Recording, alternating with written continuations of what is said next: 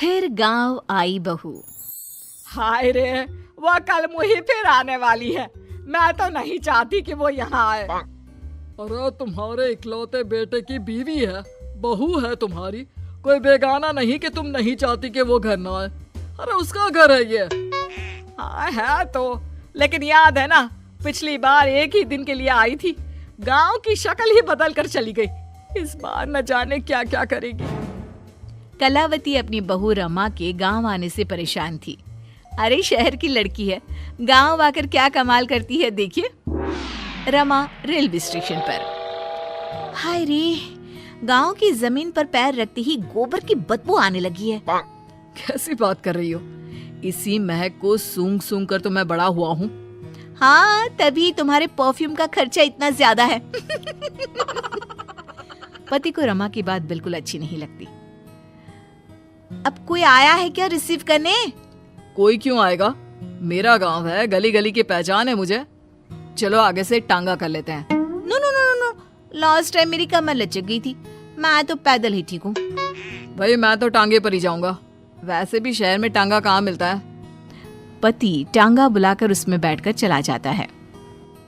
अरे वाह, हाय रे मेरा बेटा। पर बेटा इतना दुबला क्यों हो गया तू? बेटा बहू नहीं आई क्या? अच्छा ही तो है ना नहीं आई, आती तो बस अपनी शेखी झाड़ती रहती शहर की सारी। मुझसे नहीं होता, अभी आती तो कहती। बस तभी बहू की आवाज जोर से आती है। हाय रे, मेरे पैरों में मज्जी लग गई है। क्यों नहीं सरकार को बोलकर आप लोग सड़कें पक्की करवा लेते हैं? छी छी छी छी।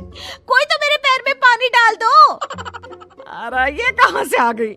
मैंने तो सोचा था मेरा बेटा अकेला आया है। लेकिन जैसे ही सास की नजर बहू पर पड़ती है तो वो उसके कपड़े देखकर जोर से चिल्लाती है। अरे ये क्या पहन कर आ गई यहाँ? पता भी है कि कहाँ है वो? अरे कैसी लड़की है, बेटा शहर ही छोड़ देता इसे तो। हाँ हाँ, मुझे भी शौक नहीं है इस मिट्टी में पैर मारने का। अरे जा जाकर साफ हो जा और खाना बना ले। माँ जी, अभी अभी चली आ रही हूँ, आज तो खाना आप बना लेती। हाय रे, मैं बना लेती? कहीं की महारानी है क्या तू? जा जाकर काम कर, शहर की होगी अपनी, मेरे गांव में मेरी चलती है। हाँ जा। बहू जाकर नहा धोकर किचन में पैर रखती ही है कि जोर से चिल्लाती है। अरे वो गैस चूल्हा कहाँ गया और सिलेंडर भी नहीं दिख रहा। माँ जी, मेरे पापा ने गैस इसलिए तो दिया था कि मुझे ये मिट्टी वाले चूल्हे में ना खटना पड़े, आपने वो भी हटा दिया क्या? हाँ, क्योंकि गैस का रेट पता है क्या चल रहा है, लकड़ी फ्री की होती है। अरे जा जाकर चूल्हा सुलगाकर खाना बना जल्दी से। अरे जाना, माँ की मदद कर दे आज के लिए। हाँ हाँ, बीवी का गुलाम। सास बहू एक किचन में। सर से पल्ला क्या तेरी नानी आएगी लेने? शादी को 2 साल हो गए, लेकिन लड़की बनी घूम रही है, ना बिंदी ना सिंदूर। अरे लगाया तो है सिंदूर, ये देखिए। बहू पल्ला गिराकर सास को सिंदूर दिखाती है। अब मेरे साज श्रृंगार पर चर्चा हो चुकी हो तो चलिए खाना भी बना ले। आप तो सुबह से ठूस रही होंगी, हम लोग तो अभी अभी आए ना सफर करके। उधर बाहर बेटा और पिता आपस में बात कर रहे थे। क्या है पापा, माँ को कुछ तो समझाइए, कैसी रहती है वो मीरा के साथ? अरे अभी तो शादी हुई है, प्रोफेशनल लड़की है, वो काम ना करे तो हम लोगों का घर ना चले। देख बेटा, तू ये सास बहू के बीच में ना बोले तो ही अच्छा होगा।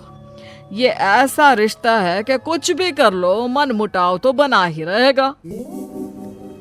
वो तो है पापा, लेकिन चलिए देखते हैं। शाम को मीरा स्कर्ट पहन कर आती है। हे सासू माँ, मैं जरा बाहर जा रही हूँ। पास में वो जो मौसी रहती है ना, जो शहर से आई थी अपने पति के इलाज के लिए, उन्होंने घर बुलाया है। कौन, वो विमला मौसी? अरे ना ना, उनके घर ना जाना, उनके घर मौसाजी नहीं रहे हैं, 2 हफ्ते पहले ही देहांत हो गया उनका। ऊपर से तू ये फराक पहन कर चली जाएगी। अरे ना बाबा ना। ओहो, फिर तो जाना ही चाहिए, आप भी चलिए ना। ना ना, तेरे जैसे कार्टून के साथ तो मैं कहीं ना जाऊं। बहू मॉडर्न कपड़ों में गांव की मौसी के घर जाती है, जहां सभी घर वाले उसे देखने लगते हैं। अरे ये क्या हो गया, कौन आया है जो सारे ऐसे देख रहा है? माँ, कोई कबूतरी सी लग रही है, देख तो। मौसी के सामने बहू को देखकर वो उसे पकड़कर रोने लगती है। हाय रे बहू, क्या बताए, तेरे मौसा जी नहीं रहे। शहर में तेरे घर पर रहकर मैंने उनका इलाज करवाया, लेकिन मैं बचा नहीं पाई उनको। देखिए मौसी, जो होना था वो तो हो गया, लेकिन अब कैसे चलेगा घर? तभी एक सरकारी आदमी उनके घर आता है। ये विमला देवी कौन है? मैं ही हूँ। कौन है, कहाँ से आए हैं आप?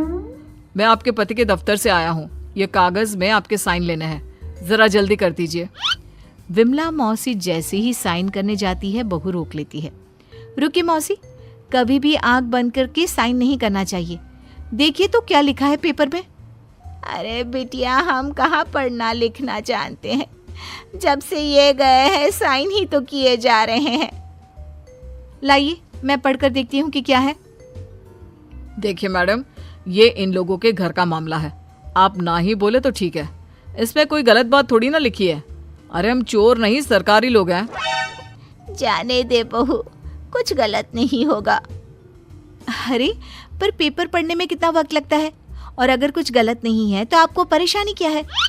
बहू पेपर छीन कर पढ़ लेती है और फिर, मौसी, इस पे साफ साफ लिखा है कि मौसा जी की जो नौकरी थी, जो आपके बड़े बेटे को मिलनी है, उसे आप अपनी खुशी से इस आदमी को देने को तैयार हैं। हाय रे, ये तो अनर्थ हो रहा था। अब ये जाएगा पुलिस के हवाले। पुलिस आदमी को ले जाती है। तब तक घर के बाहर भीड़ लग जाती है। सास, ससुर और पति भी वहां आ जाते हैं। मुझे तो लग रहा है कि बहू शहर से गांव जैसे मेरे लिए ही आई है। अरे भला हो बच्ची का जो मेरा घर बर्बाद होने से बचा लिया। कमला दीदी, भगवान ऐसी बहू सबको दे। अरे और क्या, इसीलिए तो मैंने पढ़ी लिखी बहू चुनी अपने बेटे के लिए।